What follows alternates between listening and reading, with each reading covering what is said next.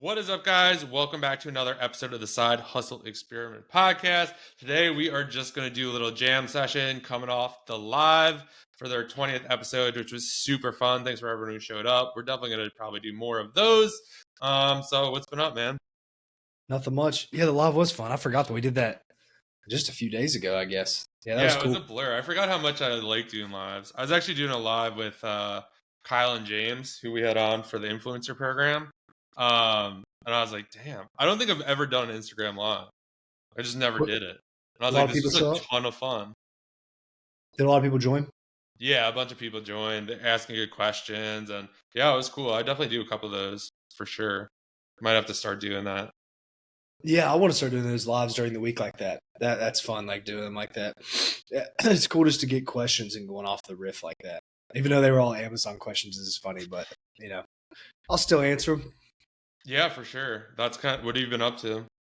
Yeah, no, nothing much really, dude. I'm trying to build out this thing. I'm running these Facebook ads now, and it's a little bit difficult.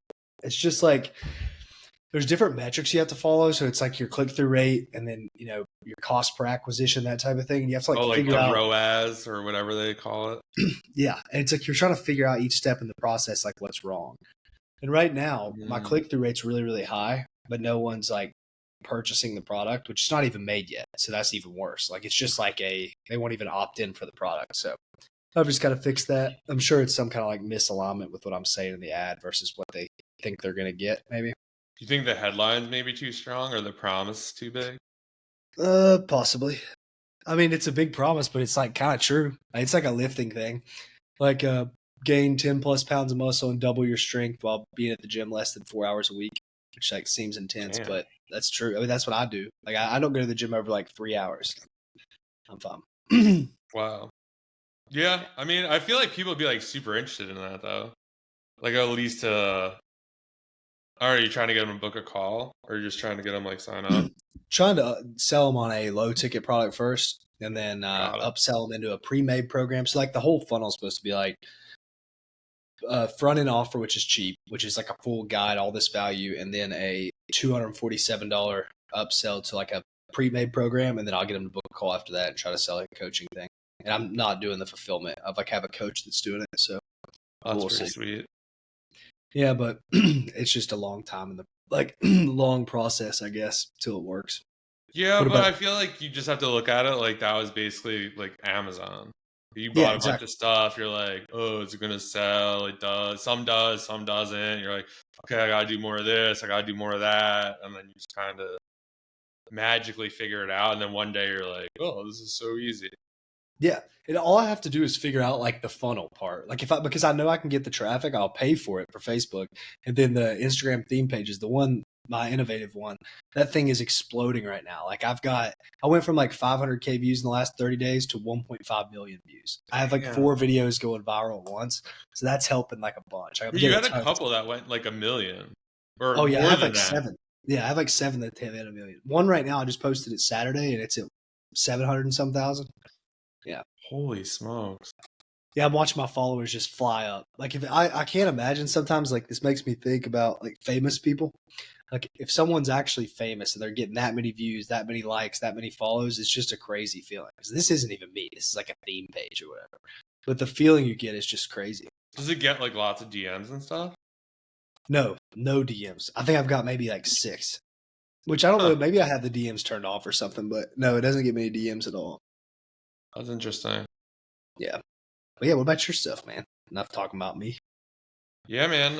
I've been actually working pretty hard doing an influencer program. Just had my first $100 day, which is freaking exciting. Doesn't sound like a lot, but I was like, whatever, man.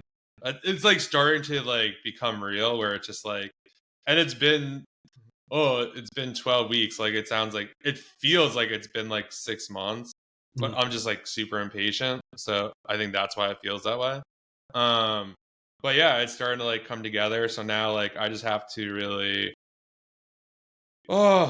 just review more products and like go to more Airbnbs. I think it's gonna get easier because this is like kind of the time where me and Kate, we go to like lots of concerts, we travel a lot. So I'll be like just booking Airbnbs for all that kind of stuff. to get more reviews that way. And I could see just like kind of road tripping. I just really, really enjoy doing that. OA has been fine. That's kind of like taking a little bit of a back burner. I mean, still chugging along there and doing good. But yeah, it's hard to juggle multiple projects. And then I'm also in the works of launching a Patreon group, which I'm super excited about. So be on the lookout for that, guys. Pretty much spent all day finalizing most of it. I still have like some tweaks and stuff, but hopefully pretty soon it's going to be ready to go. Yeah, and what's your plan for that? If you want to talk about like how many calls you gonna do with it and stuff. Yeah, sure. So it's going to be called Advanced Arbitrage Tactics. That's the name of the group. It's going to be 2 monthly calls. So every other week, we're going to have a call. I'm basically going to, I really kind of wanted to take what somewhat you've done where you're kind of like teaching and doing a presentation and then doing a Q&A. So every week I'm going to have, or every other week, I'm going to basically teach like advanced keep tactics or advanced sourcing. Like this isn't just going to be like, oh, we're going to a Nike listing and like going down the rabbit trail or whatever. This is going to be like stuff that I do in my business. This isn't going to be like this cookie cutter, like, oh yeah, like just do this. Like this is going to be like, no, like this is what I do every day. Like this is how you really drill down, brands to avoid, good sites, stuff like that. And really just focus on also to kind of take a piece of like RBOPs. Like I just kind of want to do something different where it's like I'm teaching you how to find the stuff.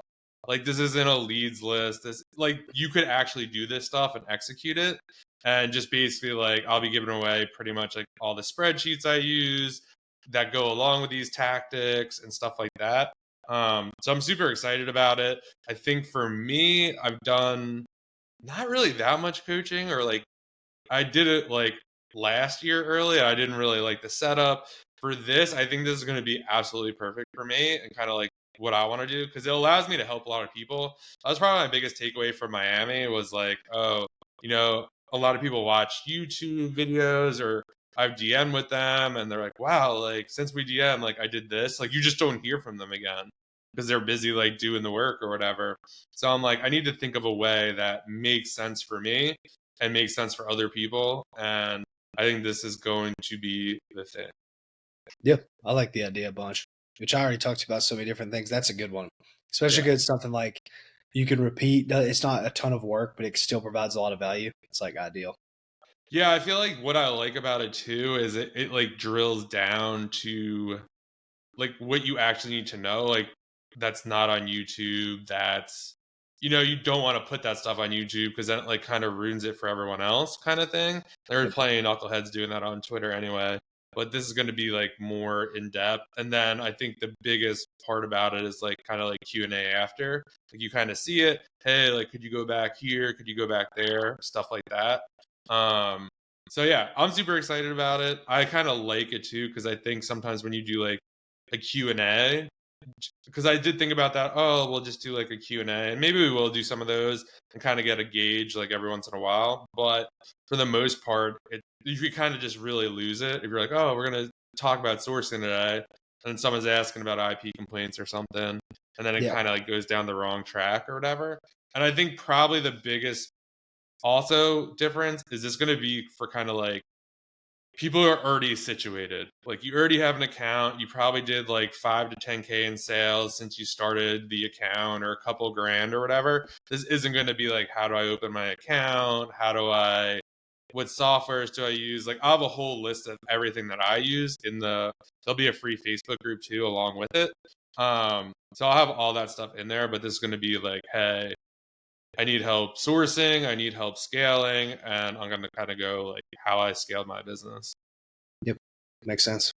Yeah. Yeah. You see my tweets starting to put out. I decided I was just thinking the other night, I'm like, man, I know all this Amazon stuff and like, I keep getting questions about it. And I'm like, I just need to start tweeting about this. Even though I said I wasn't going to talk about it anymore. Like I'm not trying to accomplish anything from it. I just think that now I'm so removed from the situation, I can kind of be like a lot more honest. So that's kind of where my head is. I did see it, and like, yeah, I feel like it's really good advice. And that's actually, it's funny you say that. You should go check out what is today. Today is April 18th. Go check out his tweet today. Basically that's what I've been doing in my business. Instead of like scaling for orange bars, I am just going for profit right now. And like that sounds like super obvious, but like most people aren't, because it doesn't really sell. Or you know what I mean? It looks better to post orange bars and do all this other stuff. And one thing I did realize, and why I'm no longer going to post numbers, is what happened with Instagram. Because I actually helped someone the other day who got their account banned because they were talking about how much they were making doing something. And they were literally like, oh, join, like, I'll show you how, I'll show you how. And like, literally, they lost their Instagram account overnight. Because I think it's these people, like, they see, like, you post big numbers or you're talking about what you're doing and how, like, you're crushing it or whatever. They're probably like, oh, this person has, like, $2,000 to, you know, throw someone's way to get Yeah. unbanned and unblocked. So, yeah, from now on, I'm just, like, not talking about that. And if you're like, if you're like, oh, he doesn't know what he's doing, like, that's on you. I really don't care. But Yeah, it's probably a good idea. Mine got suspended the other day for like 14 hours, and I was just deciding, like, it just said the account was suspended, like, appeal it. And I appealed it, and it got back, but I was, like, fully ready. Like, I wasn't going to pay to get it unbanned. I was just going to be like, all which right, whatever. one? Innovative? But no, my real, the Amazon one or whatever, like my personal one. Yeah. I was just like, if this gets banned, I just don't care. I'm just going to, like, let it flow because I don't use it, man. All I do is just, like, help people in the DMs. I don't even post any content. I was planning on it, and I might at some point, but not anytime soon. Yeah, I wouldn't have paid either if it was not where it is at today and didn't have like 3 years into it. Yeah, and I deleted. I had a year of content up. I just deleted all of it. I do remember that. I was like, oh man, all this content is gone. Like, this is crazy. It's archived, so I could put it back out there, but I don't know. If somebody really wants, like, to see my stuff, Twitter's a lot better anyway. So you can just read all my stuff on Twitter. I haven't deleted anything there, and I'm going to continue. I think I'm going to start putting out. I'm going to try to do one a day, like the one I did today, like really big, because I feel like those are like, dude, you can compile that stuff into like a course. You know, how long did those take you to write those tweets? Yeah. Oh, man, I'm a fast writer. Like, probably 5 minutes. I wrote a 40-page book this morning, but I use ChatGPT a lot, but literally 10,000 words. But yeah, I can, like, curate this stuff pretty well. You just have to, like, have a framework of, this is for anybody wanting to start tweeting, I guess. I should probably put that in that Telegram group. But the real thing is, like, you know, like, who you're talking about, like, what you're going to talk about, why it's important, that type of thing. I go through these things, and then just make sure you have a catchy headline. And then obviously you want to try to make it a little controversial, which I could have played into that more today, but it's like, whatever. I just wanted people to get the message. Yeah, you're definitely like going. I don't even know how to say it. Like, well, the reason not as hard. You used to like call people out. You'd be like, "Listen, this person is full of whatever, blah blah blah." But like, this is more just like, it has that like kind of edge, but it's not super. It's almost not that the other ones weren't helpful, but these are almost like more helpful over going after a person. Well, yeah, but because last time, like, and sometimes that's totally necessary. Like, sometimes someone has to be called out and like brought to light. Like, I'm 100% about that. Yeah, because before, the content I was making was more like marketing focused, because I'm trying to get people to trust me and trust that I'm, like, you know, different than the grain or whatever, which is like true. But now it's more like, I'm not doing it for marketing because I don't have anything to sell them. It's just more like my truth of what I've noticed, especially after quitting, because there's like things after I've quit that I guess have changed a lot. So I'm just like saying that kind of stuff. And I have a lot of them. And another thing, I don't want to call people out because I'm going to start making some stuff too on like info. And like, I think there's just lots of hate on that stuff. And I used to be the hater, but there's just a lot to understand about it. Like, when you're in a low margin business, that stuff just makes a lot of sense to do that kind of thing. And you're going to just see it more and more, especially in, like, I have a good one I'll put out about like stages of where we're at too, which I kind of touched on this previously in the one I did yesterday or the day before, but there's going to be a big one of like where we're at with the Amazon space. And I think that's like really important for people to understand. Yeah, I agree. I actually spent a lot of the week talking to other people too about kind of like, not necessarily like the bigger influencers, but people that are like doing like big numbers ish. And like, I'm friendly with them in the DMs and kind of like getting there. Like, it's like, what's your take on Amazon and like kind of the future of it and kind of all that stuff. And interesting enough, like pretty much a lot of those people are pretty bullish on it. In the sense of like, yeah, you got to adapt or you're going to die. And I feel like I've been doing this for almost 5 years now. And it's just like, you just keep pivoting and like kind of go to Amazon. I think this is like restock limits all over again. Like try to weed out like the people that, are just kind of screwing around or it doesn't make sense for them or they're just sort of like, I'm not doing this. Like I saw someone right before this, someone posted, oh, I got, 2 IP complaints. I got a section 3. I did this, I did that. And like 3 people in the comments like, oh man, I would have quit after that. And this person's like, no, like you got to like push through, plow. So that guy's definitely going to make it. Right. So I think it's just kind of like that. And I kind of like, cause there's like a lot of hate and negativity and like, shit's going down. And is it as good as it was previously? No, it's getting harder as more and more people come in, but I think there's still a lot of opportunity there. Yeah, definitely. I don't even think that there's like less opportunity per se. It's all the same. It's just like the way I kind of look at it is valuing like the time of it. Yeah. That's like the huge part.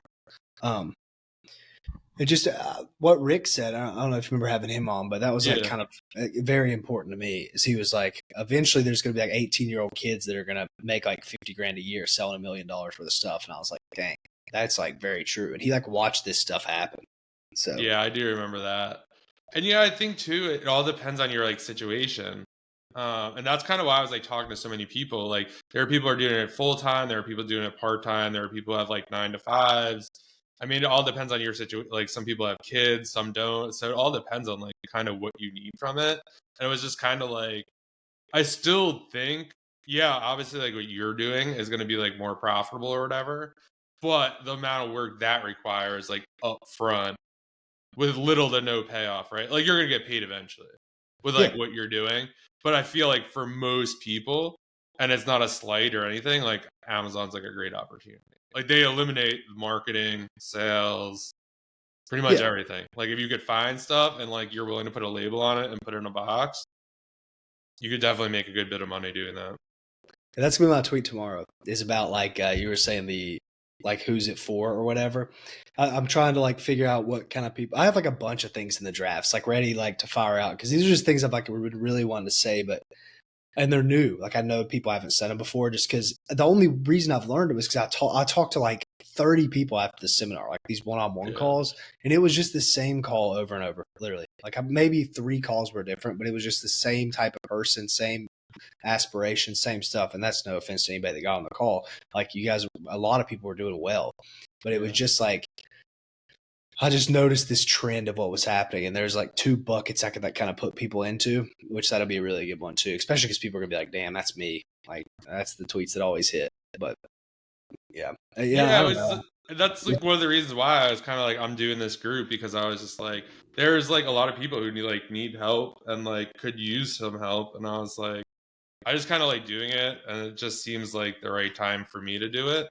And I was just like, you know what? This still is a good opportunity. Like I was telling you, like I was talking to other people and they're like, yeah, we're getting jobs and this or that. I'm like, oh, wow. But then I like looked at it. I was just like, I mean, whatever. Like if that's what you need to do, like go do that. But they're in a very different situation than most people are. But again, I was just like looking at other options and I'm just like, this is the option. Like this is like at the moment, like I can't really think of another business opportunity that you could kind of get up and running this quickly. Yeah. I mean, even with the influencer program, like that's a great opportunity, but like a lot of people, like you need to build a social. Like, so like that's going to take you like 2-3 months or, there are ways you can kind of like skate around it or whatever that some are successful, some aren't. But yeah, if you just want to like be anonymous, go to a Walmart or shop at Walmart or do whatever, send your stuff in and get paid. Yeah, 100%. I'm trying to like get rid of some Amazon inventory now. I'm like looking around my house and like today I had these 2 like robot things, these like shark robots, and I was like, why don't I just try to sell some of this stuff? They were like $330 a piece. Listed them last night and sold them both today. I was like, man, I can't. I'm just sitting on Amazon. Yeah. I'm just sitting on thousands of dollars worth of stuff that I'm just like not dealing with. It's like, I don't know why I just can't like muster up the motivation to get the money from it. It's so lazy too. Like I'm literally 5 minutes away from the post office, but for some reason I just don't feel like listing it, packing it, putting a label on it. Just because when you're in the routine of it, when you're doing like every day, it's awesome. But like when you have to one-off shift something, it like sucks. And that's kind of what I'm doing. Like I'm not going every day. I'm going like every 2 days to the post office, 3 days. It's just like blocked out my day. It's kind of just irritating. Yeah, that's one of the reasons why I don't like. I didn't care to merchant fulfill like when I had the warehouse because the post office like came every day, UPS came every day, FedEx came every day. But yeah, now that I'm like doing this and I have other stuff going on, I don't have time to really do that kind of stuff. And yeah, like going to the post office, oh, that's the same thing with returns or like even Facebook Marketplace. It's kind of just you're going back and forth like people, and it just like could kind of screw your day up because I feel like some of that stuff is like, oh, can I come now? It's like I'm at the gym for like the next hour and a half. Like I'm not blowing a workout to get $20-$30 from you. Like, you know what I mean? Kind of thing. And I just kind of like every time like, oh, it's not that bad. I'm home most of the day. But it's always like people like we're away for the weekend and they want it, or I'm trapped. Yep, that is. I forgot what I was going to say. I had something good, but never mind. So on the when are you going to officially launch the thing? Do you know? I don't. So it'll probably be within the next couple weeks. So if you guys are interested, shoot me a DM. I could kind of give you some more details. I sent you like the page today, kind of like the soft launch kind of thing, like what it would look like. I still have to do some finishing touches and kind of figure some stuff out and like kind of just plan out some content around it. But probably within the next couple weeks. Cool. I remember what I was going to say now. This Amazon influencer thing, how big do you think that can actually be? Like, I kind of asked that question to those guys the other day, but I don't know if they gave like a very clear answer. Like, from everything's got a cap, obviously, right? Especially when you're doing something that's like that. Like, what do you think's the cap of from what you've seen so far? Like, is there like what caps you, and then what is the cap? I guess that's a better way to ask. So Kyle, he said he's on pace to do 14K this month in commissions, which is insane. I think what caps you is ultimately finding stuff to review. So like you're gonna have to go to Airbnbs, you're gonna have to utilize family and friends, like get creative. Hopefully you'll start getting like some brands sending you stuff. So I think probably like the cap is kind of like you have to travel around, kind of Tom. it's really like almost thrifting books. Like that's kind of how I look at it. Like there's so much opportunity. Like the ROI is absolutely insane on it, but like you're gonna have to drive around. You're gonna have to, make friends with the people in the store to like, try to get a deal or try to like, review their stuff. So if like an Airbnb person has like 5 apartments, like or places, like you're gonna have to try to make friends with them, try to get them a deal or whatever. So I don't really know what to cap it. The problem with the influencer program is it's not a problem, but you're not supposed to share your dashboard. So like you can't be like taking screenshots like orange bars and stuff like that. It's like kind of unclear whether you're supposed to be really talking about it or not, like how much you're actually making. It's kind of a gray area, and I can kind of see why Amazon's like doesn't want. I actually don't really know why they wouldn't want people to know. It seems weird to me. But so I feel like I was actually watching an interview with someone. I'm not gonna mention their name, but I would just say with this influencer program, be like very careful like who you buy stuff from. You could just tell like I'm not just saying it because we did the episode with them, but like go back and watch that hour. They basically did like a master class. It's episode 17 about like how to get started, like pretty much everything. And these guys are like putting in the work. Like Kyle has, I think he just passed 2,000 videos. James has like 3,000. And you could see like if you Google them, like they have the videos there. When you kind of Google these other people, like they've been at the same video. It's like a dead storefront, right? This person does not sell anymore. Like it's just like they usually have like 100 ASINs. Now they have like 60 or they're either liquidating or they're doing other things or whatever. There's nothing wrong with that, but I think there's just a lot of info. Like someone put out like this free guide the other day, and they have like less than 5 videos on their page. I'm just like, what are you doing? Like, why would you? It just makes no sense. Like, they probably just use ChatGPT or whatever. Um, so yeah, I would say that. I think it could be a lot of fun. Like, it's almost view it as like RA. Like, you could kind of just like road trip around and like kind of just do all these reviews. And I think that it like a fun thing. So I think the cap would just be like finding products to review. Um, and like anything else, like it's a great opportunity, but like if you don't like making videos and like, doing product review videos or uploading videos and doing that kind of stuff, then like it's not a good fit for you. Like maybe OARA. I think where a lot of people will get into trouble is like I see a lot of people, they're like trying to do everything. Like they're trying to, like someone was trying to convince me the other day to start selling on Walmart. I'm like, I'm doing the Amazon program, the influencer. I have OA, I have a podcast, I have YouTube, about to launch it. Like, there's just no time. Like, everyone's like, I'm gonna do influencer, I'm gonna do Amazon, I'm gonna do Walmart, and I'm gonna work like a full-time job. Well, it's like, It's impossible. good luck. I want everyone to win, and I think, yeah, this is a great opportunity, but like you have like way too many irons in the fire, and like I've been there, and like I've definitely been there like this last couple of months because I'm trying to do a lot of different stuff, and like a lot of the upfront work for a lot of like this group, like a lot of the work has been done in the last like 6 weeks to kind of get it to where it is today. Um, so that will like stop, and now it's like time to like give people results and stuff like that. But I think you just have to be conscious. Like a lot of people, and I guess it's more people who are just starting OA or just starting Walmart and aren't established. I think that's really hard. Like for me, it's a little easier. Like I have some replans, like I know where to source. So for me to do OA and kind of keep that going, it's not as hard. But if you're just getting started, it's gonna be really hard to juggle like 5 different things. Yeah, definitely. I think that, it's funny. I was talking about the focus stuff so much about like Amazon, how like, you remember me talking about like closing all your tabs and doing it that Yeah. way. And I watched this Sam Ovens video last night. It was like a consulting thing. Like Iman Godse was there, Alex Becker was there, like all these big business guys were here like years and years ago. And Sam Ovens like had consulting.com and stuff.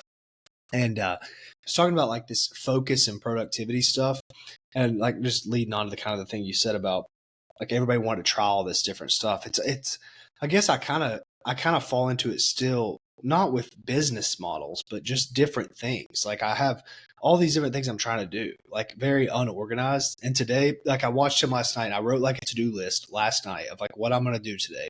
Use this app called Todoist. Yeah. I'd never do that, man. I just wake up and work. Like I just don't really have a to-do list.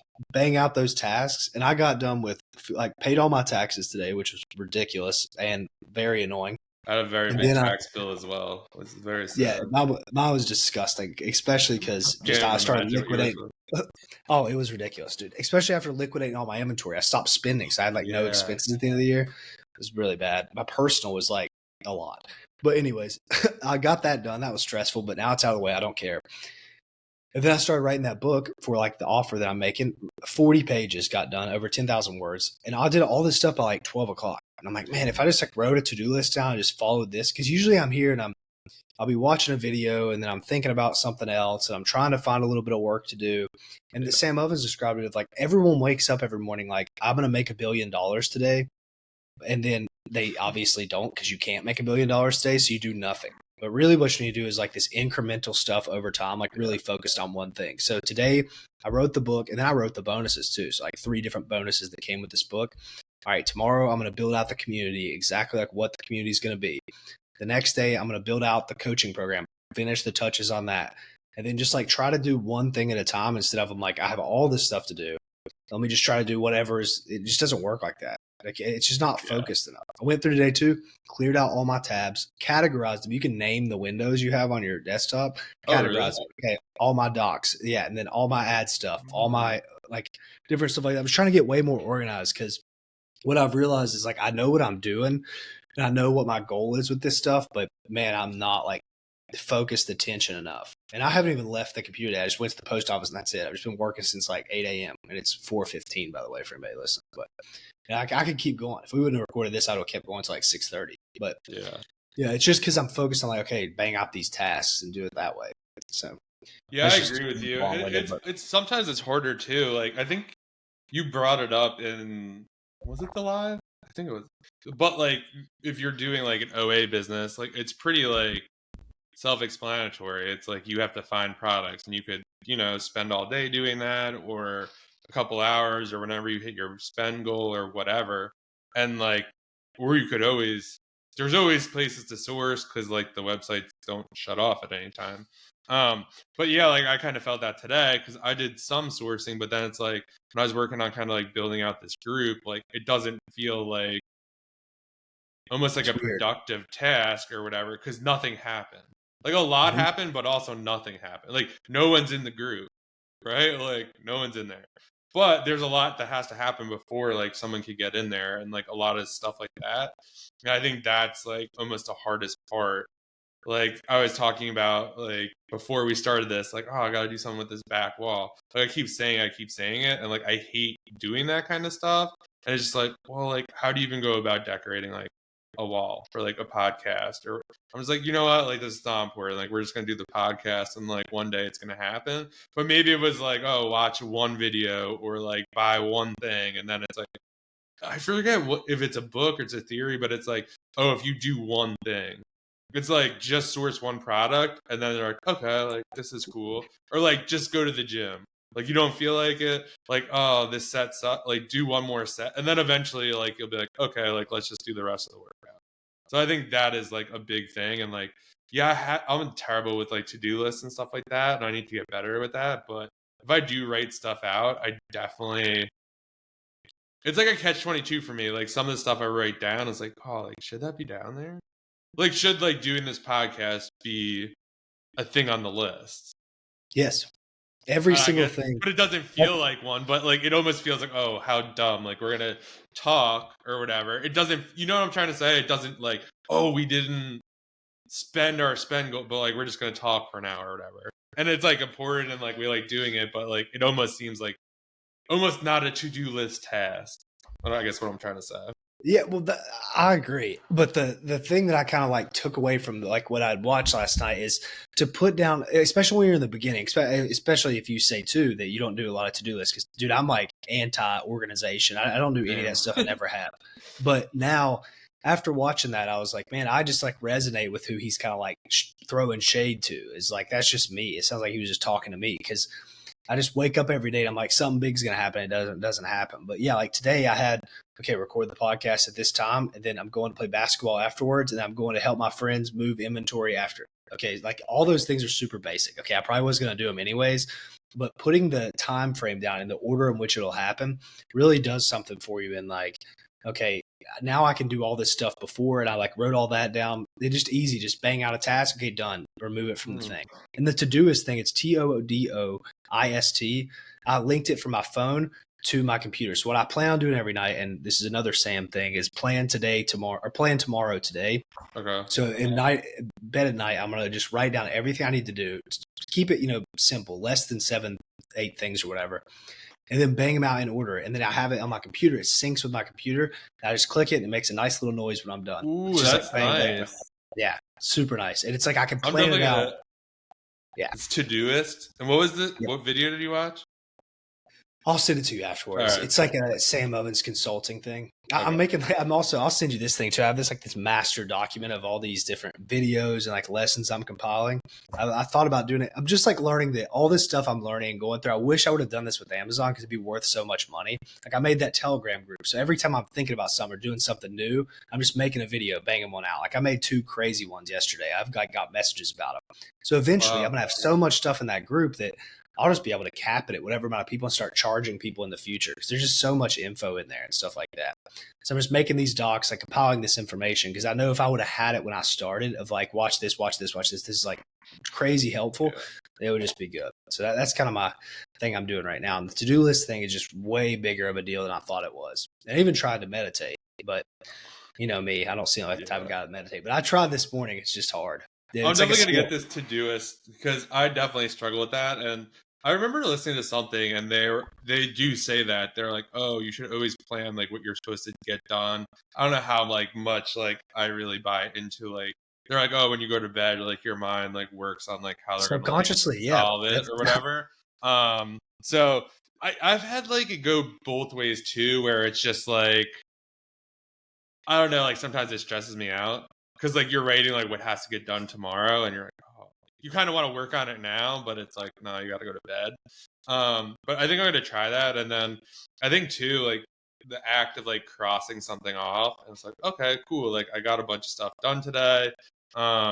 This is great, and I think just in general, yeah, what you're saying, I don't know why that is so hard to do.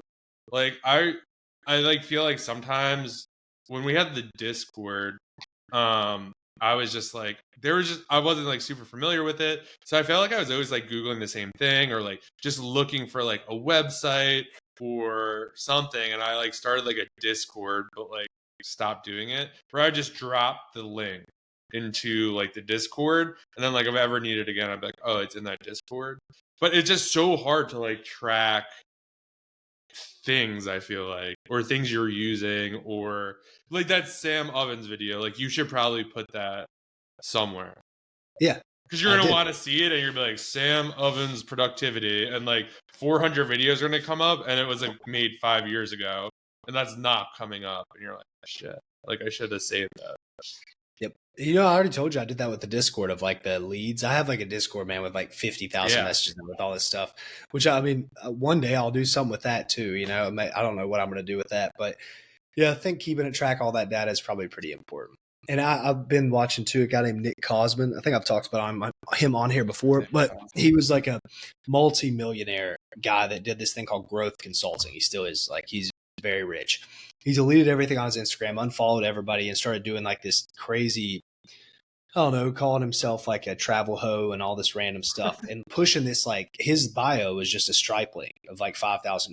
He was like, just pay the 5,000 and you like can become a travel hoe like me. And he made like 300 grand in a few weeks. And his new thing now is he's starting like a Google Doc business to where you have it's just ridiculous. You have to look this guy up. He live streams every day, but he's doing like a live stream for like 3, 4, 5 hours, just talking ridiculous kind of. And the guy's a genius. Like I've watched his stuff pre whatever he's doing now, and he's really smart. But his whole thing now is like create this Google Doc of like a process, and you can sell the process to other people. So at the end of your Google Doc, like you don't have a website, you don't have anything. You just have this Google Doc. People read through it, and honestly, it sounds crazy, but it makes a lot of sense. Like you have the process, and it's like a lead mag type of thing, a sales letter. At the end, it's like DM this person to purchase or email this person to purchase. So you email, then you get access to the second part of the Google Doc after you pay. So it's very simple customer service. It's only through this one avenue. Then there's social proof on the Google Doc. Because if I have a Google Doc with the process, like a beginning of it, and I share it with you, your little bubble will pop up. You know what I mean? On the top, it'll say anonymous person. So then you can see how many people are viewing it. Last night, there were 7 people at once. This morning, I got on, there's 5 more people. I'm like, okay, so this makes me even want to purchase this because I see other people are watching what I'm seeing. It's just like very interesting, but it kind of goes back to what I was saying about writing down your process. Because like if I can find a process that works and like all the stuff I'm doing, something's going to work. And if I have this thing wrote down, I can sell that process to people, and I can get on sales calls with people. And when they have objections, like what happens here, what happens here, I just go back to my Google Doc and I add in that objection of like, you're probably wondering this. Well, here's the answer. So then you don't get that thing on the sales call. It's like a really iterative process. Bang, now you're good, which it makes a lot of sense. And the thing is like 10K, so I'm probably not going to buy it, but I do like the whole concept he's talking about. And that's why I'm trying to write down. Like I have so many Google Docs I've made because I'm just writing down all these processes I'm doing. And then eventually I can sell them as info if it works out. Yeah, I think it's a weird concept to think about because I feel like, and with my day, like I feel so much, I guess maybe micro stuff happens during the day that you don't even think about that's important until it's like a month past and you're just like, oh, I forgot about that. Like, what did I do there? Or these just like little things where it probably would take you like 5 minutes to like document or 10 minutes to be like, let me just put this link somewhere or let me get organized. Or that's what I started doing. I have like a Notion doc of like, I used to have like, so I have like probably 12 spreadsheets that I use to run the OA business and like different like little calculators and stuff like that. And I'll share all that stuff in the group when I launch it. But it's just like, oh, where is this? Where is that? Like, I have probably like 5 or 6 Google accounts, like emails, and it's like because you like set them up for stores, and then like you make a Google Doc, like, oh, what account is that tied to? Probably not great advice, but I would almost assume a lot of people do have like multiple Google accounts or like spreadsheets tied to everywhere. So I just like, that's it. Like I'm making a Notion doc, and you could do it anywhere. Basically, it's just hyperlink. It's like buy sheet, spend tracker. Like everything's just out there. I literally just have that one tab, and it's just Notion, and it's that list. Like my Amazon influencer spread, everything is in there. Like our podcast doc is there. And like, I don't know, people are probably like, oh, why don't you just add it to your favorites? I don't know. That doesn't work for me. Like I need to just like see it all laid out, and like everyone's probably like, oh, duh, it's your favorites. Like I have so many things. I don't think I've ever clicked on something I've like really favorited. If it's not like in like the tab bar on top, there's like probably like 8 or 9 things up there. Like if it's not there, I'm not clicking around to look for it. So I just have that Notion doc, and I do that. And then I use the Notes app a lot because I have I have a MacBook, and I use obviously an iPhone, so that could be like super easy. So a lot of the times, like I'll put like the podcast links, like I'll do everything on desktop, and then just put the link in the note, and then when I open my phone, it's right there, and I could like post it on Instagram or whatever we're trying to do for that day, which just makes it super simple for me. And yeah, it syncs back and forth as well. So I think with to-do list, that could be a big little thing for me too, to kind of see that as well. But yeah, it's just kind of crazy how that works. And just like, I think writing the stuff down too, there's just so much that goes on in a given day that I would want to write down. Like, oh, like reach out to Prep Center about this issue, or, this supplier shorted me. Like, if you don't write that stuff down, like, the next day you're not going to remember unless you have like someone like reminding you, and you probably don't since you work for yourself. Yeah, those SOPs are like so valuable too. I remember a guy that I mentored last year. He was just messaging me like yesterday. He actually messaged me yesterday. He goes, "Hey man, I don't know if you're up for it, but I have a question about Amazon." And I was like, "You can try, man, but I really don't want to answer it." And he asked me something about repricing, and I was like, "This isn't a great answer, but this is just what I would do." And he was like, "All right, I'll do that." But everything I tell him, everything he's learned from me, he puts in like this massive Google Doc, and it's like super, just like SOPs or whatever. And I remember seeing it one day, and I was like, this is dope. But now, like, I haven't talked to him. I need to get on a call with him and tell him this. I'm like, dude, you could take that and sell that to people, like, for a lot of money. It was something you could just give to a VA, because he made it for his VA. So it's very good language as well. Like, that kind of thing is just huge. And, like, no one's really doing that stuff. No one's putting stuff out like that. It's like just basic things. But if you put out like an SOP thing of someone could follow to make X amount of money, it's like really huge. Maybe I will do. I have like a bunch of like template like things I use to like fight IP complaints, and like I have an idea. That's what I was just typing right there. And all that kind of stuff. Which is interesting. Yeah, like, and like for stuff like that too, I think you only do it when it gets really painful. And that's what happened when I was doing a lot of apparel. Like I kept getting like inauthentics, or like Amazon would lose like a bunch of hoodies and all this other stuff. And like shit's expensive, so you got to like fight them. And then it'd be like you're just typing the same shit out over and over again. It's like, oh, so like I have this whole thing like down, like basically all the stores I like shop at. So like when you are trying to fight like proof of ownership, or that you bought something, like there's like 4 or 5 things Amazon needs to see, and it's like your name on it, like it has to match your account or your Prep Center, like if it's in there, like the supplier and all the supplier information. So like their headquarters address, their phone number, and then like all this stuff. And I was like, this is so annoying. I was like, oh, Kohl's is headquarters, Kohl's is, and so I'm like, that's it. So I have in the Notion doc, like pretty much like all the places I shop, like their addresses. So like if this happens, it's just a copy and paste. And then it's like the template, it's like, okay, like, oh, like we don't buy an authentic shit, whatever, blah, blah, blah, blah. Like this was purchased from whatever. And then a lot of them are get kicked back. They're like, we don't recognize a supplier. So now each supplier has like probably the first paragraph of like Wikipedia. So like now that's saved. So like when this happens again, like it's right there. So like all these things, and it was just getting so painful. You just waste so much time Googling. I'm like, that's it. Like, and it didn't really take me that long to compile. So like every time I fight like an inauthentic or something else, I just like add that to the doc and then it's just there. And it's like, this is so helpful.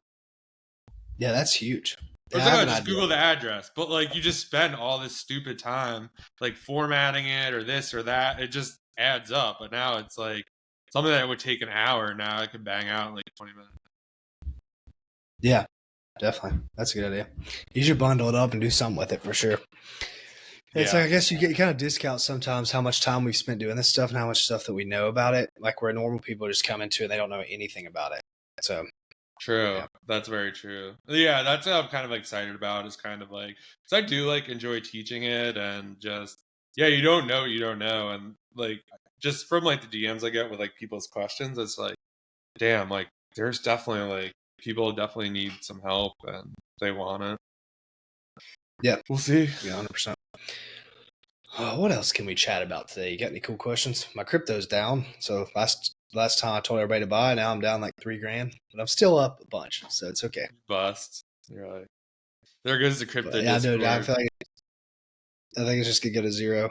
But whatever. Have you That's all. seen the GameStop documentary on Netflix? Yeah, it's awesome. Dude, Yeah. it was so, Not I a watched documentary. it. It's like a movie, right? Yeah, or yeah, movie. I was like, are you gonna be like the guy or the lady, the nurse that just like she's like going on vacation, she comes back from vacation, she's like her like coworkers like, you gotta sell. They're like, no, GameStop. And then she's just like, I'm not gonna ruin it because there's a huge cliffhanger at the end, and you're like, damn, like that was amazing. I totally did not see that happening, how it ended. Were But you into yeah, that stuff when that was going on? what'd you say? Were you into that stuff when that was going on? No, Dude, no, I try that not to movie, like like, I was get in into that that. like deep. Were Not you? deep. Yeah, not like I had a bunch of money into it, but I was like very. So Oh, this I is was actually. so interested in like following like how everyone kind of got screwed over.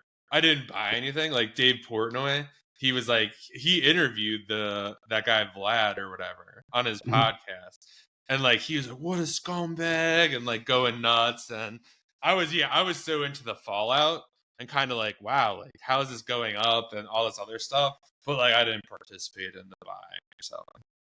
Yeah, so this is like I don't even think I've ever told this story before, but before I started Amazon, which was like March of 2020, or that wasn't Amazon, that's when I started eBay and flipping locally and that type of thing when COVID hit.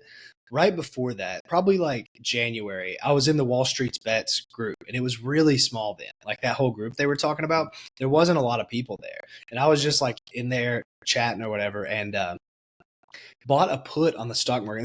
This is college when I was like every weekend I had a $20 bill, and I would go to the bar and see how much that would get me, and then try my best to like bargain for other drinks. Like that was all I had to drink with every weekend, and I guess my savings was like $700 or something, and I put $300 or $200 into Robinhood and bought a put on the stock market for it crashing because I was like believing in COVID before everybody else did.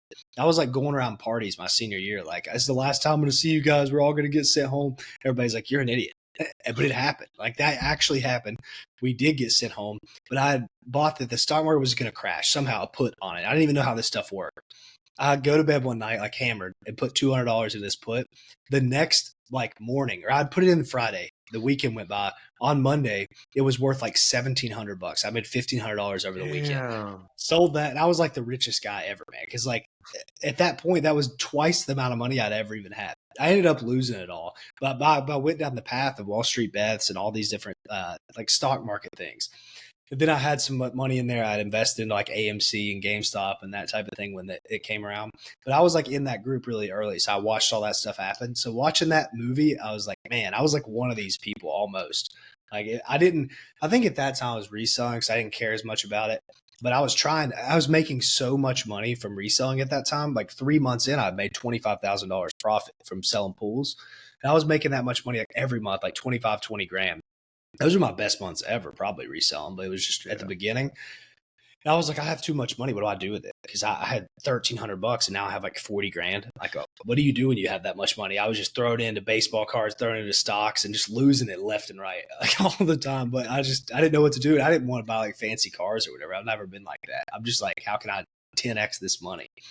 But watching that movie made me think like, man, I was just like all those people that believed in it like that. Yeah, it also makes you like so mad just how it like went down and kind of like the company. I would recommend everyone just watch that movie because you're it's just awesome. like, it makes you like, oh man, like that's so ridiculous that like they could have that much power, and it's like funny. It has like probably a lot of big stars in that movie. Yeah, Pete Davidson. Yeah, Pete Davidson's in it. Isn't Seth Rogen there? Yeah, Seth Yeah. Rogen's in it. Yeah, just it's funny. It's just really good. Like that. Oh my god, I couldn't recommend that enough. Yep. Yeah, it's definitely interesting how all those companies did that. Like the Robin Hood thing. Like what made me. I don't know if you saw recently, but Robin Hood came out with a credit card. I posted on my Yeah, I story or did see something that. because it looks good. And they also have a thing where if you convert your 401k or something over to Robinhood, they'll match, like give you 3% bonus on it. Wow. But man, it's just so tough to see people even doing that after they did that. Like Yeah. if you're going to screw all these people over and side for like the big guys, like what happens if there's like a bank collapse, which will happen, or what happens when the stock market crashes, which that will happen too. Like all this stuff will happen inevitably sometime. Okay. Like you're going to be the platform that didn't help people previously. Like what's going to happen now? I don't know. It's crazy they're even doing that kind of thing, really. I agree with you 100%. And yeah, I guess that's like attractive, like to 3%. I guess depending on where your retirement is or your 401k is in the process, what that might look like. But yeah, just watching that movie and kind of see like how they like screwed people over. And yeah, because that's supposed to be like one of the safest things. Like investing in it's very clear cut. Like you buy, you sell, the market closes. You could do whatever when the market opens again. Like that's on you and whatever. But then for them to be like, yeah, you can't trade anymore. You can't do that. And like they shut it down. Like your money's in there. It's not like you could go like somewhere like to some other ATM and grab it and like move it. Or I think they even blocked transferring, didn't they? You No, couldn't you even could transfer sell. it. You could sell, but you couldn't buy anything. Yeah. Meaning the price would just tank. Yeah. And I don't even know if you get your money out. No, I don't know if you could or not. I don't remember. I don't think you could. Yeah, that's yeah, crazy. I don't think you could. And yeah, it was just a crazy like this is so screwed up. I just can't believe this. But just a really like quick moving. Like, if you're looking for something to like watch or something. I love those movies. Those like financial movies. Right after I watched that, I watched Founder, the McDonald's one. Have you watched that one? Yeah, that one's really good. I didn't. Yeah. That's like another really good one too. I feel like that really resonated with me because I feel like I tend to be like a little older than like the other resellers, and like he didn't start McDonald's, and he started in like his 40s. Yeah.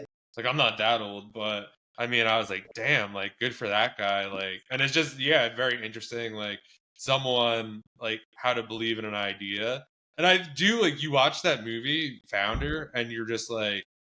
If you watch the movie Founder, you will realize how good selling on Amazon is. Like if you watch what that guy had to go through to like get his milkshakes, open McDonald's, like compete with the McDonald's brothers, like convince like it's absolutely insane. And then like all the problems he had after that. And like it's just absolutely insane to kind of like think through that. I love that movie. I'm trying to think of some other good ones. I watched Air too, the Nike one. Have you watched Air, that? that one. I actually started in the movie theater. That was really good. Yeah, that's awesome. Big Short, that one's a good one too. Another good one, good money one. Wolf of Wall Street's always just good to like for entertainment purposes. That's my favorite movie of all time, man. It's like the most basic like white dude thing to say that, but that is my favorite movie. Yeah. I think that's what gave me like the big love of money when I was young. Like I watched that movie and I don't know what it was about it, but just seeing that guy's transformation, it's like, man, I could do that for sure one day. Obviously, at that age, I want all the degenerate stuff too. Nowadays, I don't care as much about it, but it definitely inspired like a lot of it. I've watched that movie more than any other movie, like by far. When I grew up in the neighborhood that he bought the house in, and like the country club, he like had his incident where he like couldn't like drive his car and like whatever. That was probably like 20 minutes away from my house. Maybe like 10 minutes actually. That's awesome. Like some of my friends' parents like went to that country club. Like we weren't privileged like that at all. We just lived in a nice neighborhood, but like yeah, it was insane. Like I can't even imagine what his house looked like. Yeah, I wonder if anybody knew him. Did you know anybody that knew who he was?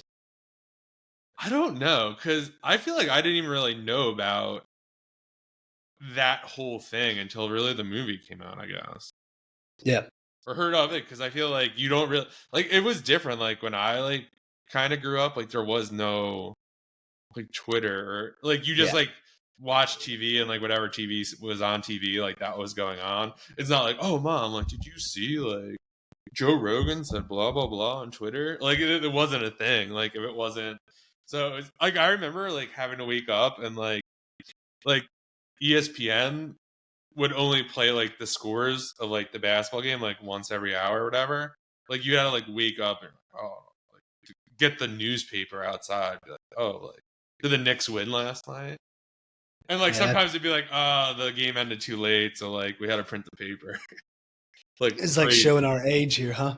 Yeah. Ever since I was a kid, man, I was like, I was grinding the internet. I remember when I was 12 years old. This is like another funny story. This is You like had I think AOL?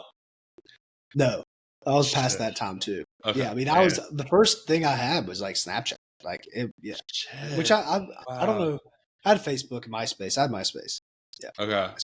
Yeah, but I remember when I was 12 years old, I was like torrenting movies on my computer. Like this is just hypothetical, just in case. I don't know what the statute of limitations are, and my internet got shut off of the house, and my mom like walked in and she was like, "Our internet's down," and they said that you're like torrenting movies. She probably thought I was watching like crazy stuff, but really I was like literally watching movies. I was watching like legit all these movies. I would watch one like every day, and there was no streaming at the time, so I was torrenting them. But she's like doesn't know whether to be mad at me or like I can't believe my 12-year-old is doing this because I like had all these programs on my computer like doing all this crazy stuff, which is like super young. I've just been on the internet for like a really long time. Ever since I was a little kid, I just like knew how to navigate the internet. Damn, That's that's probably why I'm so good at a lot of this stuff and fast with it. I don't know if you see me on that seminar, how fast I can get through stuff. Like I feel like I'm faster than the average person, and I think it's just because I've been honest since I was like a little kid. for sure. Wow, that's crazy. Yeah, I remember that was probably like one of my first hustles. Like I used to sell like burned CDs. Like Oh, just really? use like LimeWire or do you know LimeWire? Yeah. Basically like Napster or whatever, but it was like so that was like the thing. It was so much better. And like I would tell people at school like, oh, like write down like 15 songs that you want and like I'll do it. And like I would literally like I was fancy about it too. Like I remember having these like templates, like you buy CD labels. I think I would charge like $5 or $10 or something like that. And basically like I'd put like every song on the thing. There you were able to download the list somehow. And then in PowerPoint I'd like put like it was basically like the back of a CD case. And it'd be like That's pretty cool. song 1, song 2, and then I would like put like the label right on top of the CD and then like I would like sell them. I think some of them go for like $20. But yeah, I just remember it was like the greatest thing ever because yeah, it's not like today, like Spotify, you could just make a playlist. It was like you bought a CD and you had to listen to like 10 crappy songs just to get one song that you want. Yeah, that's pretty cool. Yeah, that was, I think maybe that was going on when I was like in elementary school, but in middle school, I'm pretty sure we had streaming like music almost already. So I was like really young when we didn't have. Yeah, it's crazy how fast that stuff changed. Like I feel like nowadays, which maybe stuff is changing fast and we just don't notice it as much, but I feel like there was so much progression in a short period of time. And then now it's like not as progression. Like there's not as much stuff going on.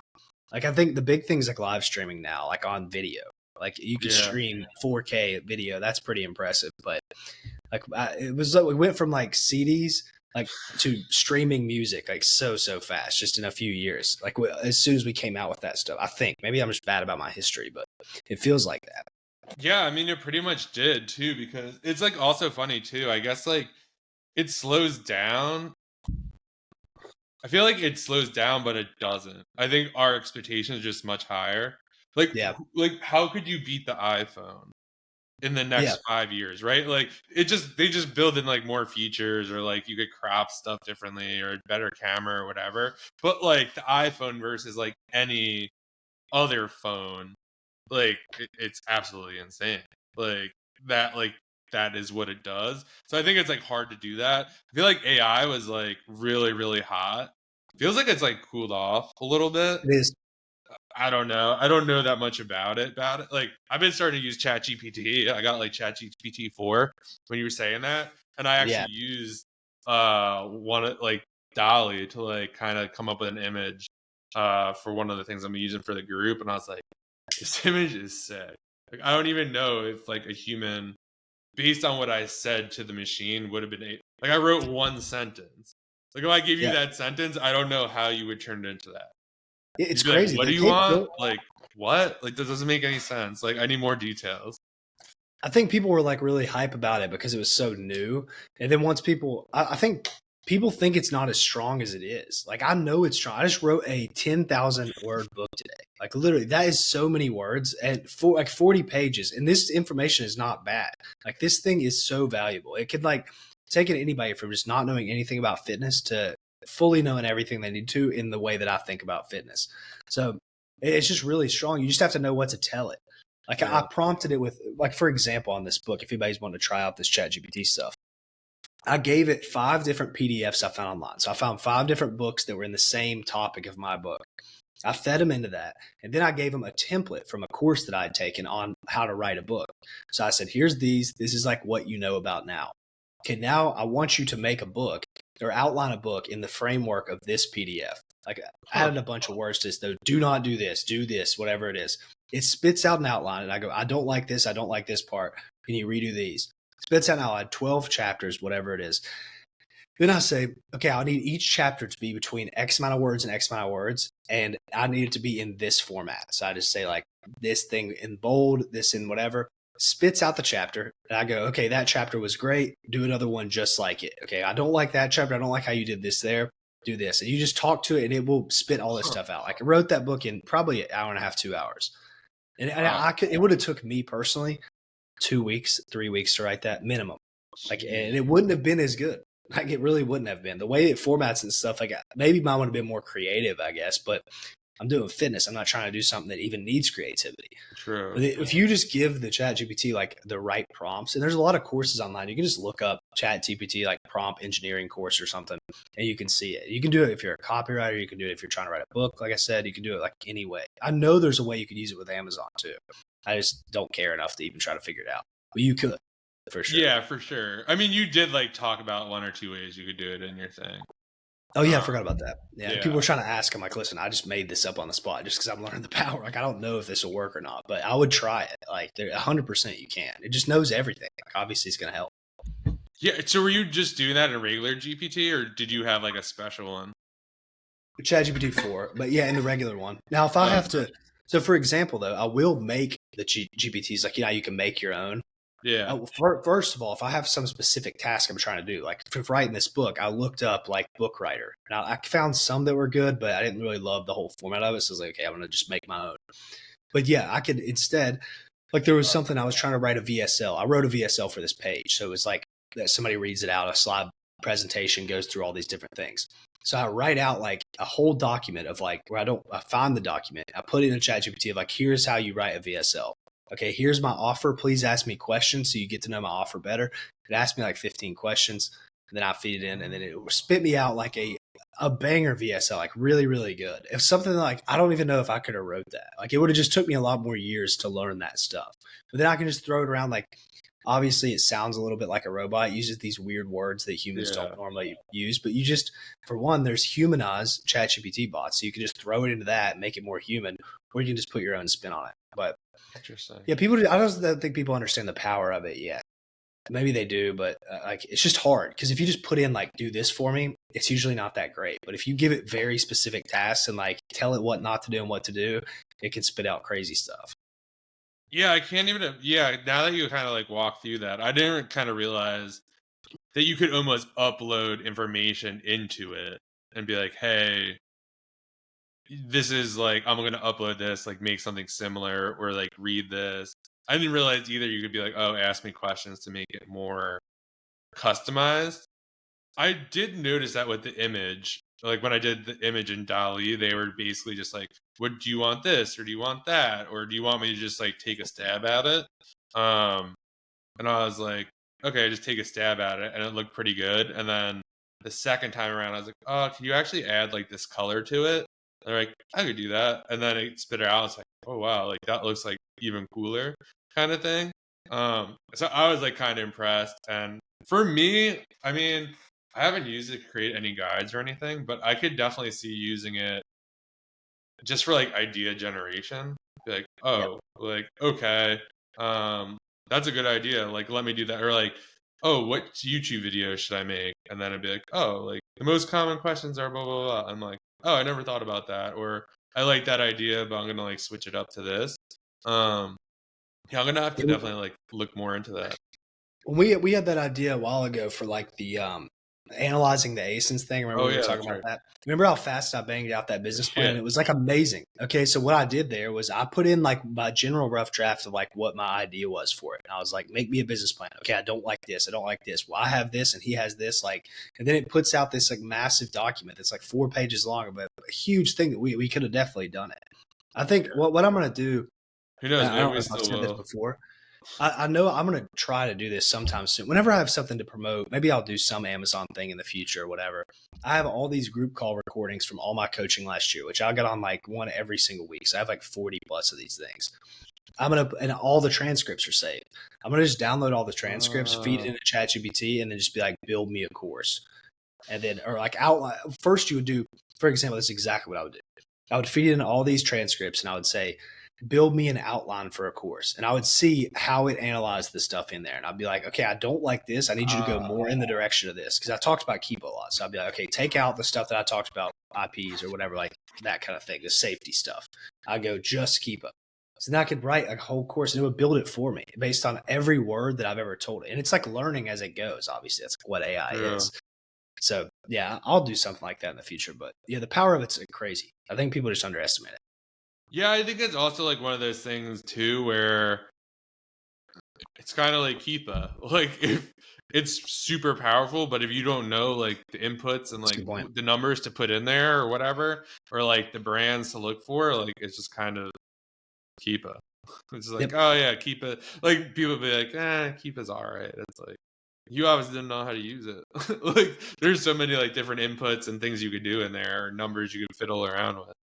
Yeah, that's a great point. I never even thought about it like that. Yeah, because I'll get on calls with people and they're like, "Yeah, I don't really use that," and I'm like, "That's all I use. What do you mean with Keepa Product Finder?"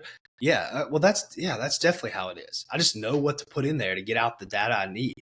And if you don't know how to do it, then it's just not going to be that valuable. If you look up, like for example, on Keepa, if you're just like under 50,000 sales rank, okay, well that's not going to do you much. But if you put in like 6 different filters, yeah, now you're like perfect data every time. Yeah, it's exactly the same. Maybe that's why I like it so much now that you say that. Yeah, because that's what it is today. Like I was using it today and I was just like, when I first started Amazon, it was just like crazy. Like this website's having a sale today. And I was like, I'm like kind of busy today. And I'm like, oh, wait a second. And I just kind of thought through kind of like ChatGPT is like, how could I do this in Keepa? And I was like, all right, let me put the brand in. It's like this certain items on sale. So I used the text finder, like the keyword. So I was like, all right, so the brand, the keyword, like the product type, like at least 2 reviews, Amazon's not in stock, and like 3 sellers, at least 3 sellers. Actually, I didn't even put 3 sellers because like some of this stuff goes out of stock, so I kind of wanted to see the out of stock stuff. And then it spit out like 60 things. I was like, okay, this is super easy. Like here we go. Like, and I was able to get a couple of them, and it took like 15 minutes. But if I had to do that manually, I would be like, nah, not today. Yeah, I think with all this AI stuff like this, we're going to get to the point sometime in the future, like the near future, where people are going to be able to start like $5-10 million companies like by themselves. Because if you think this through of like what I just said about starting the course, okay, now if I uploaded all the transcripts in there and had it build me a written course, and then I uploaded all my video so it could really recognize my voice, and then I uploaded a bunch of pictures and videos of me, I could get this thing to make video courses of exactly what I said, and it's not even me. I would just have to like feed it the data to do that. I could make it like modules of the thing, and then it would add overlays, like all this different stuff on it. And that will happen like soon enough. People will get to where you can run like a whole informational business based off of just like feeding this AI data, and it'll just spit out all your like fulfillment part of it. Yeah, that is the crazy part. I guess like you probably heard of like, this was like a while ago, but it was like Joe Rogan interviews like Steve Jobs. Yeah. And like this is after Steve Jobs is dead. And it's like literally a joke. Like there are some like things that are off or whatever, but like it would seem like feasible that like the conversation would probably head a similar path to what it sounded 100%. Like. Yep. It's got so much data. It just like learns and it's hard for it to mess it up. I think That's what I don't know. People think it's not got like the emotional thing to it too. I guess this stuff's really scary when you think about it. But Yeah. they're like, okay, it doesn't have the emotional part, like the human part, but it does have the emotional part. And it does have the human part because it can read all reviews on the internet. It already has. So you can go to Amazon and it can see 1 star. This person's mad. They're using exclamation points. They're using this. Okay, 5 stars. This person's happy. They posted a picture with theirs, and it was like you can see the facial recognition. They're happy. Like it can like recognize all these emotions in humans. So it does have an emotional aspect to it as well. Someone showed at the Miami Sellers Conference, they do private label, and like there's this new tool that actually like uses AI, and basically what it does, let's say you want to make like salt and pepper shakers or whatever. Well, what it does, it will like basically scrape all the salt and pepper shakers on Amazon, go through all the reviews, and like spit out like 20 different things like people are complaining about, what they like about it, and then there's like I think 10 things that maybe you could do differently that might hit. Yep. And they're like, this used to take us months. Now this happens in like 30 minutes. Probably quicker than that. And then you could probably prompt it a little further, like, oh, can we do this or can we do that? And I'm like, damn, like if you think about it that way, I don't almost see like, I almost find a hard thing. Like, I don't know if it'd be able to do arbitrage, kind of like OA. Like I almost don't know how you would prompt it to kind of do that, like just price wise, but I've definitely used it to be like, oh, give me this store's competitors, and they'll spit out a list of 30 places I've never heard of. I'm like, oh, interesting. Or like, what's a competitor for this? And that's definitely been helpful. Yeah, it'll be able to do it. All you'll have to do, if it has pictures or it has UPCs, it can already do this, actually. There's a software out there that does do this. I'm not going to say it because I don't even remember the name. But there is ways that people do it already. And I think that'll be the end game of it. It'll get AI'd out. Because arbitrage by nature, is something that can be, like that. Yeah, it's definitely all interesting. I was thinking, too, what you were saying about the salt and pepper things. That's kind of how I found one of the angles for, like, the fitness thing I'm building. I just put in a subreddit to ChatGPT and was like, list all the problems people are having. And then it's like, bam, you get it. Because my thing is like less than 4 hours a week at the gym. So like busy people is who I'm targeting.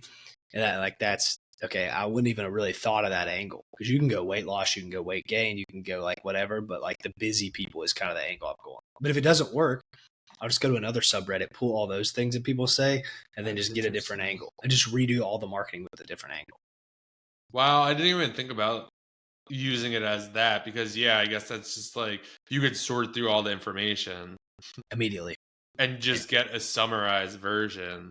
Then, wow, damn. Did you even see? I don't know how many of those Telegram videos you watch, but did you see the one I put? Like, if you wanted to build an offer for Amazon, I see that one. Yeah, you got put in there like, okay, I'm an Amazon look. seller and I do this, this, and this. Like, let's say you're like an A to A guy. Oh, did you do it in GPT? Yeah. I did not see it. I'll have to look. Yeah, you'll have to look. I saw that other video and I sent it to you. I was like, bro, I just did this. And you're like, oh yeah. For the outline of the thing, and you're just like, yeah, that looks really good. Yep. That's the one I was talking about, the offer ladder. It's like, okay, build me 10 high ticket, mid ticket, and low ticket offers for exactly what I need. It'll spit you out like 10 different low tickets of like, you can do this, like a checklist. It even spit out leads list. Like it said you could give people leads or whatever. So like it is in tune with things. Mid ticket, it was like these different communities, and it was like high ticket. It was like coaching, a private thing, a mastermind, all these different things. And it was like how you can even market them. It was like crazy. I never even thought. Now I did that with my seminar. I did a lot of the language and stuff based off AI because I was just trying to find more pain points in the market. But yeah, it's funny isn't it funny too how like sold the seminar and like all the people in there. I'm like, here's the marketing group. Now I'm going to tell you like all this stuff, which is cool. I feel like it's a double like win for people. They're like, wow, this is like how all this stuff works. Yeah, for sure. And yeah, it's always just interesting to see it, like how it works. And I always liked it because I was like a copywriter by trade and I just like sales and marketing and all that kind of stuff. So yeah, it's always interesting to kind of see that. But yeah, that's interesting. Dang, dude, we've been talking for an hour and 15 minutes. Oh, geez. I knew it just flew. Well, man, I'm telling you, these off the cuff, maybe people hate these things, but yeah, I don't know. So Let much us know in the comments. Do you like this? Do you hate this? If you're still listening, hope you like it. If you're still listening, we love you. Yeah, for sure. Like, subscribe, all that stuff. And I've been talking about this Telegram group too. Yeah, If you guys want to join this thing, DM me and I'll give you an invite. I've already got like 30 people in there. It's free. Yeah, but eventually, if I get like 50 people in, I'm going to start charging the next people that come in. I'm not going to charge people in here now, but I'm just dropping marketing stuff and kind of like, it's called breaking the fourth wall. So I'm trying to like break the fourth wall of some Amazon stuff. Yeah, love it. All right, guys, we'll see you next week. And yeah, thanks for being here. Peace. Peace.